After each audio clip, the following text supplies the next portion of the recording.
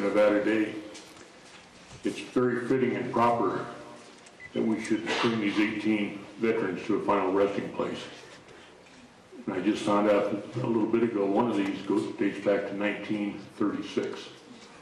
1936, 77 years ago, this veteran died and has been waiting to be entombed. Today, that veteran will come to the final resting place. The Northern Nevada Veterans Coalition Honor Guard and all the people that work with the Northern Nevada's Veteran Coalition deserve to be saluted and recognized for all their work they do in bringing these people to their final rest. I thank you, the city of Fernley thanks you, and we're thrilled that people come and participate in this activity. It's very important, and I know along with my fellow veterans, we're deeply appreciative of all the work that your group does. So, thank you everybody for attending, and thank you, Jim. Thank you, Mayor. Again, that thank you went out to all the MIAPs, all the riders, all the honor guards that are involved, and all the directors. At this time, I'd like to introduce you to Catherine Miller. She goes by Kat. She is the director of NOAAS.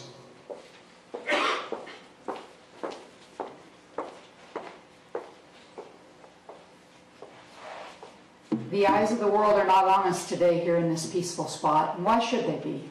Concerns about health care, the government shutdown, chemical weapons in Syria. What right have we to expect anyone to pay attention to what's happening here today? Well, I'll tell you who I think is paying attention, and that's the restless spirits of these 18 warriors who are coming home, their families and their friends. And what you're doing today here to lay them to rest with dignity and honor can't be appreciated enough by this nation. And you who do this, there's little acclaim or attention. You do this because it's honorable, because it is proper, because it is right. And on behalf of your Governor, Brian Sandoval, I thank you all, every one of you who had something to do with this today. Now, last night, as I was getting ready to leave my office, I had a congressional delegation come by. Because of the government shutdown, they could not be here today, but I was asked to present a few certificates on their behalf, so if you'll bear with me for just one moment. The first thing I have, and again, I don't represent any of these dignitaries, but you know, I know they wanted to be here today, so I wanted to share with you their thoughts. First, from Senator Heller. Senator Heller read into the congressional record on Thursday, September 26, this comment, Missing America Project. Mr. President, I wish to acknowledge the Missing in America's Project Veteran Recovery Program, which has coordinated a ceremony during which 18 Nevada veterans of the Vietnam and Korea Wars will be laid to rest. On October 1st, these fallen heroes who have never received a military burial will finally be given full military honors at the Northern Nevada Veterans Memorial Cemetery in Fernley, Nevada. It goes on, but that's the gist of it, and I wanted to share that with you.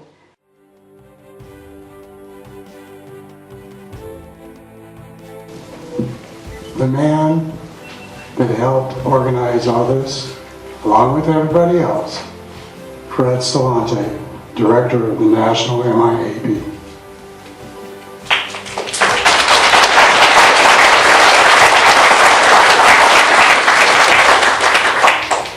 Thank you, but the only reason that I can stand here is because it takes all of you.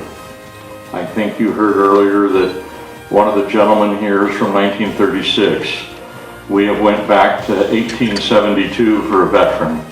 We have buried over 15 Civil War veterans and their spouses. So this is not limited to anybody new, but it takes a combination of people. This trip starts here with you.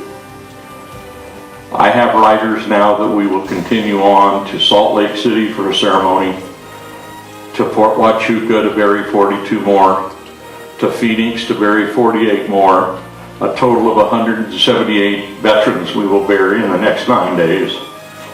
And we just did 50 in Medical Lake in Spokane. So this project takes a lot of people, a lot of time, and you've heard some of the people get recognition. But the most important thing that you didn't hear is the people that work behind the scenes, the people that do the research. Some of these people take a year, 2 years to identify, some longer. So what you see here is a culmination of effort. This particular group took us 2 years to get here. So it's nothing that happens swiftly. But mainly, the biggest reason, I have some questions that I always ask. Why are we here? We're here because our hearts told us to be here. Why are we here? We're here because we have volunteers that go out of their way, that go over and above everything that they do to help us identify and bring these people to get their honor and respect here. And why are we here? We're here because it's the right thing to do, and that's the motto of the Missing in America Project. Thank you.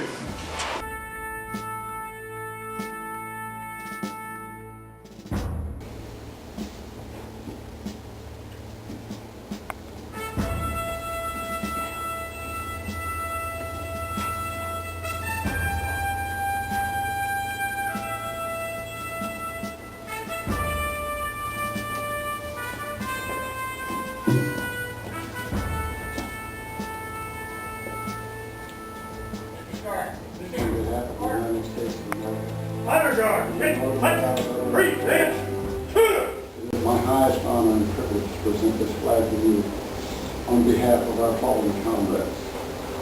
Let it be a symbol of a grateful nation for the distinguished service rendered for flag and country. May God bless them and their families.